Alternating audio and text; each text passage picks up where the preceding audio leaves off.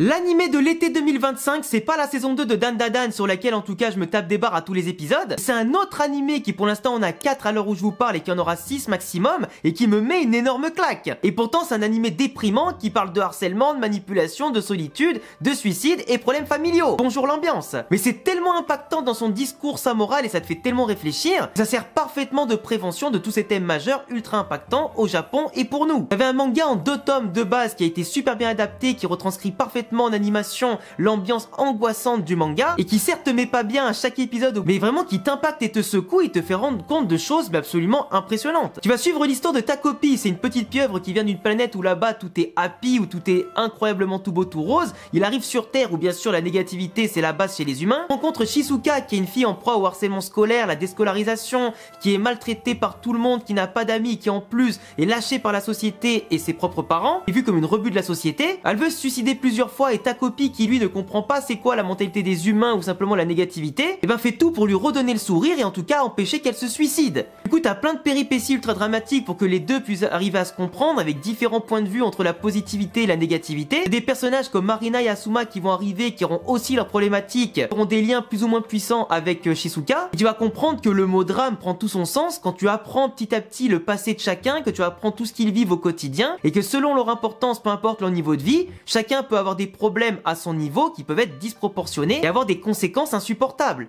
voire dramatiques. Et vraiment ça te fait tellement réfléchir, c'est tellement bien fait, c'est fluide etc. que tu ne peux que te laisser absorber par la lecture des 2 tomes du manga ou des 6 épisodes de l'animé. Et vraiment je t'encourage à le regarder non pas pour te déprimer mais pour prendre une claque de conscience. Je pense que j'en parlerai bientôt sur YouTube de manière beaucoup plus approfondie. Tu me diras ce que t'en penses, ça s'appelle Takopi et abonne-toi pour d'autres vidéos.